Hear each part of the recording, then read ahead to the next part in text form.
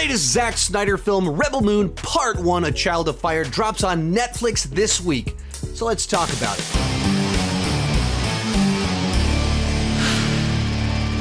Hi, my name is Sean, and I love to talk about movies and TV way too much. With that in mind, go ahead and join me down below in the comment section. Share your thoughts on Rebel Moon. Give me that point of reference. What's your general thoughts on Zack Snyder? What was your anticipation for this specific film?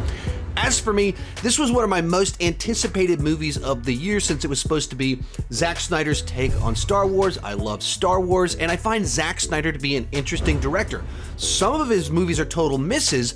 Some of them I really love, but he always makes interesting movies in a year where so many released supposed blockbusters, so many streaming movies have huge budgets, but they just feel so mediocre, so forgettable. You know, that big criticism felt like it was written by AI and optimized for the algorithms, and you just have all these movies devoid of a distinct style.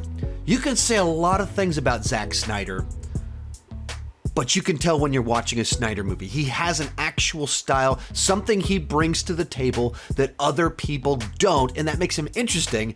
And whether you love his movies or hate his movies, or love a specific Snyder movie or hate a specific Snyder movie, you have an actual opinion about them. They stick with you. Therefore, I'm just always looking forward to his stuff, in particular, if it might be his version of Star Wars. One more cool thing about this viewing of the film is I was actually asked to host the Austin screening of the movie, which was pretty cool. I mean, it didn't mean much. I just walked up in front and spoke for about 2 minutes before the movie started, but I got to be the host. And probably more importantly, I also was allowed to invite fans to attend. And so a number of people that are subscribers to my channel were able to follow up. So it was a bit of a meet and greet. Likewise, I was able to ask them what they thought about the movie, and I will share that after I share my thoughts on it. With all that context out of the way, let's get started. And as I mentioned earlier, one of the reasons I was so excited for this movie is that this was supposed to be kind of like Zack Snyder's version of Star Wars. The idea for Rebel Moon is one that's been kind of like moving around in his noodle for decades, where he kind of wanted to do Magnificent Seven, Seven Samurai in space, and he actually pitched Rebel Moon to Lucasfilm back 10, 13 years ago. Obviously, that didn't end up happening, but he kept sitting with that idea, and finally Netflix was like, if you want to build out a world, we would like you to build out a world for our streaming platform. And that's the background of where this came from, and that's what this movie feels like. It's kind of like Zack Snyder's cover of Star Wars, like the way a band covers a song. They didn't write the song, they're singing someone else's song and doing their spin on it. Like a lot of times when I'm editing YouTube videos, I put music on YouTube, and I'll go to these channels with artists that just cover music. Alex Melton, First to 11, and what they do is they take popular songs from all these different genres, and then they convert them into the genre that they like. Alex Melton turns all of these different rock songs, country songs, pop songs into pop punk songs. First to 11 takes all these different genres, pop, whatever, and makes them like alternative hard rock. They take someone else's song and put it in their style that they like. And that's what Rebel Moon is. It's taking the lore, the mythology, the epic storytelling of Star Wars, and it's Zack Snyder doing his cover of it, his version of that type of thing, bringing his distinctive elements to it. So if you've ever thought, I wish Star Wars had more slow-mo, gambling, drugs, prostitution, and attempted rape, as I have, finally you're getting a movie with all of that stuff to it. So what makes for a Snyder movie? Well, of course, you've got the Zack Snyder visuals, and he thinks in terms of images, that he's very visual. He is an artist. And so it's just filled with these big, vibrant images with moons in the background and star fields and, you know, a guy flying through the air and a dragon creature and just those iconic images. He's great with imagery of that nature. It's filled with that. You get Zack Snyder action, and you know, he has this aesthetic that he likes. He likes ray guns, but he also likes people getting chopped up with an axe. And so you get a combination of a bunch of different types of action, some of it choreographed, highly stylized sword play against monsters. Other times, like one person taking on a whole mob of people, shootouts, all of it. You get Zack Snyder action. You also get a big gigantic world to explore, where even the way that the story is designed, we're told about the capital, this big universe. We go to this small podunk town, farm village, and then we like hop to all these different planets and see these different environments and cities and stuff. So if you just kind of like movies with all of this stuff to explore and go places, it's one of those movies. It's also epic fantasy where there's prophecies, chosen ones, alluding to this grander story, betrayals and rebellions. It's that, when you say it's like Star Wars, it's all of those kind of ingredients that go into it, but with that Snyder aesthetic, that Snyder edge, all of that stuff. Other one, there's like some mystery and intrigue built into it where they keep introducing a character that you know there's something a little bit more about them, and then they have a set of skills and what really happened, what led to this person being on this planet. Who is that really? Okay, that droid, there's a backstory there, and I know part of it. I know one minor character's perspective on that guy, but what else is kind of going on there? So it just kind of puts a number of those mysteries out there, that this is part 1 of 2, and he's talking about writing a 3rd film. He has all these other ideas out there, and it's lays the foundation for a lot of things. So, as someone that likes Zack Snyder and his aesthetic, his vibe, his imagery, his action, as someone that likes sci-fi, as someone that likes these big space fantasy stories, which is more space fantasy, space opera than it is sci-fi. If you like that kind of thing, if you like Star Wars, if you like Magnificent Seven, it's the kind of thing that you'll like. It's the kind of thing that I like. There's a lot in there to enjoy, sequences, elements. But as a whole, I don't know that the movie in its current form, as it has been released or is about to be released, worked for me. So let's move on to the bad. And honestly, this is a movie that's tough to review as it is, because we know that this is not all that it is. And so there's 2 things about this specific movie that make it really tricky to evaluate. First off, we know that a director's cut is coming. Before this movie came out, like months back, Zack Snyder made it really clear they're going to release the PG-13 version first, that is his movie, but then they're going to release the director's cut, which is really his movie. And immediately you go, hey, wait a minute, this is really your movie, but this is your movie too. I call malarkey on that one. Something fishy is going on here. And in recent interviews, he's said that the director's cut, it's not just some extra scenes. He literally said it feels like it's in a different universe. The director's cut of Rebel Moon is an alternative reality version. It's not an extended cut of this movie. It's almost like a different movie, it's almost a different universe. Apparently what went down is that he went to Netflix with this big idea that he had in his mind. It's the R-rated version. And Netflix is like, yeah, to give you the amount of money to do that, we also need a PG-13 version so it can be broad appeal, get as many eyes on it as is possible. And it's just, we can't justify that with an R rating. So let's work with you. We will give you all the money to make your R-rated version that you want. You just have to also deliver the PG-13 version for everyone. We knew it would be a PG-13 movie. And I was like, well, but in my heart of hearts, I'd always wanted it to be rated R, but you realize the sort of scale and cost of a movie like this, and you're like, okay, well, not 100% responsible to have that be the demand. So you immediately go, okay, so you're giving me the version that's not really the version. This is just a teaser for the movie, a feature-length teaser for the movie that I really want. By the way, it was Netflix's idea. They're like, well, but what if there was like, do whatever you want over here, the PG-13 version, and then just go nuts. We don't care. And if the hook for Rebel Moon is that we're getting Zack Snyder's version of Star Wars, We want Zack Snyder's version of Star Wars, not almost Zack Snyder's version of Star Wars, except with all the rough edges taken off. With the PG-13, it can only go so far, and then it has to, there's parameters. This has no parameters. If he wanted to make the R-rated version, if that's his actual vision, that's the Zack Snyderisms. We already have PG-13 Star Wars. It's called Star Wars. And if you take Zack Snyder's Star Wars and remove Zack Snyder, you're left with just Star Wars. The value proposition for Rebel Moon is Zack Snyder doing Star Wars. That's the unique thing that he brings to it.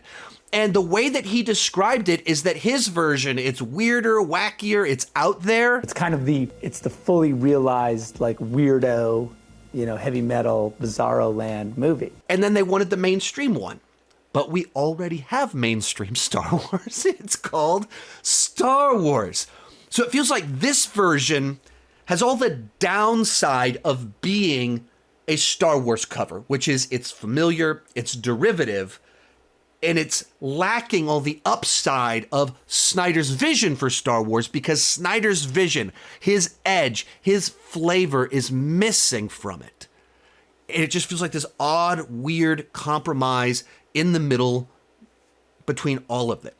The movie that I want, the movie that I was excited for, the movie that's on my most anticipated list of the year, the one that a couple weeks back I said, bye, can't wait to see Rebel Moon. Sounds like that is the other one that hasn't come out yet. It's not this thing that I just watched.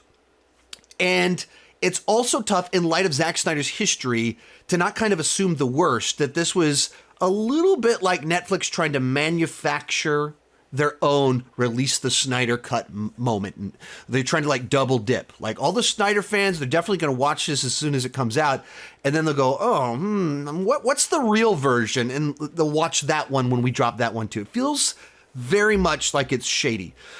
The other reason that this movie is tough to evaluate as is beyond, we know this isn't the completed version that is what was the selling point, Zack Snyder's version of Star Wars. Other big gigantic problem here is that it's a part one. And so you get to the end of the movie and there's all this stuff set up that's not really paid off. The way that it plays out, it's a lot of let's introduce the characters, we'll build out this big world, but it doesn't really come to a satisfying conclusion at the end of the film. And I think it could have been, is the odd part, because the movie has a specific conflict, an obstacle that our lead characters from this village need to overcome. And that obstacle, that conflict is resolved within the movie, in which case that's a good part one. Here's a problem, it's resolved, but we have all this other lingering stuff that we'll have in part two to resolve. But the specific way that it plays out, the way that it resolves the conflict, the way that it's structured, you get to the end of it and you're like, that's it? That's where we're going with all of that? Oh, okie dokie. And a lot of this boils down to the very specific, the way that it's structured is that it has a gigantic middle act problem, where the introduction at the beginning of our city and our conflict, you go, oh, this is kind of interesting. And then you have a big showdown in the third act. Okay, this is kind of cool. And the middle, this very long section in the middle, it's cyclical, repetitious, and very exposition heavy, where we just keep introducing characters. And we go to a place, see a world, we meet a character in the middle of some action, we see their cool thing that they can do, we learn their backstory, and then we go to the next place where we look at an environment, we see a person in action, learning their cool skill set, learn their background, and go to the next place. And it plays out in this way where every time that we go to a new place, the other people just kind of stand in the background. So the first person we recruit becomes this person just standing there in the back for the rest of the movie. And then there's two people standing in the back. Then there's three people standing in the back. Even as we get into the third act, it still felt like they're kind of in the background, just sitting there while the main action is being handled by our star. And this ties into my next issue. It's just structured in a really bizarre fashion that's peculiar and unsatisfying when it comes to an end. And this kind of ties into what I just talked about. And it's tough to go into without getting too spoilery about specifics of why it was frustrating. But the movie feels like it's 80% Act 2. As we just talked about, cyclical, repetitious, go to a place, recruit a person. And then we're just dropped into the middle of the third act. Very suddenly, we're in the middle of it. You're watching people getting recruited, and then it's like, oh, stuff's going down now. Okay, things are kicking into motion. And we were about halfway through the final battle of the movie, and I went, oh, wait, this is the end. This is it right here. I'm not waiting for the mission. I'm not waiting for us to resolve this. We are resolving it right now. And it felt like there was a chunk missing there that was the, all right, let's go on the mission. All right, we've got everybody. All right, what do we need to do? Just felt like, boom, it's just happening. And some of the reason it felt weird is that these people that kind of get recruited, it's designed in a way where every one of them has a real specific skill set. And this guy's good with animals and can tame them, and she's good with the swordsman, and he's a general, and you have all these people with these different skills. But the way the third act is in this movie, we don't use any of that. None of that matters. This is why it kind of feels like they're just kind of standing in the background when the third act happens, because we don't pay off he can tame animals or anything like that in the movie that we're watching. So the whole movie is introducing a cool skill set that's going to be used in part 2. Like even in this image right here, the guy on the far left, he's introduced, we know things about him, and then he just disappears out of the rest of the movie. He's right there on the poster for this one right here, but he's not in the movie really after he's introduced.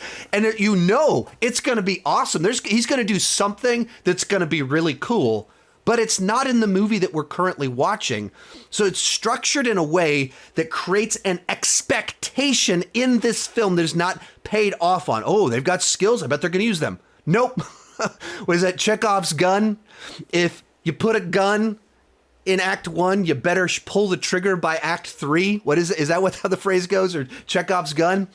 And that's what this movie does. The whole of Act 2, the whole thing is there's a gun, there's a gun, there's a gun, there's a gun, there's a gun. None of them are fired in this movie, other than our lead character, really.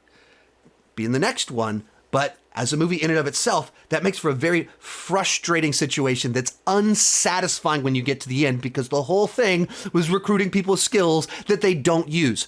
Going back to what I said before, it once again makes this movie feel like it's a teaser for the movie I really want. Part of that is because it's the neutered PG-13 version, not the full Snyder version.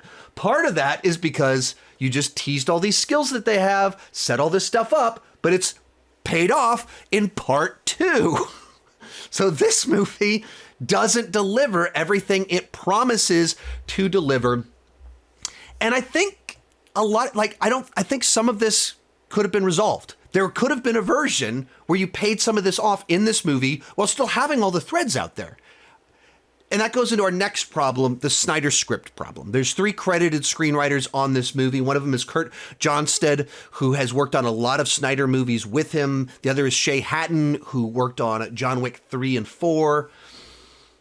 And if you look at Zack Snyder's body of work, his best films are the ones where he was not a part of the writing process and it wasn't him writing with his buddies. It's where these other people over here that are better screenwriters, they came in, they wrote it, and then he applied his aesthetic to their story, their writing.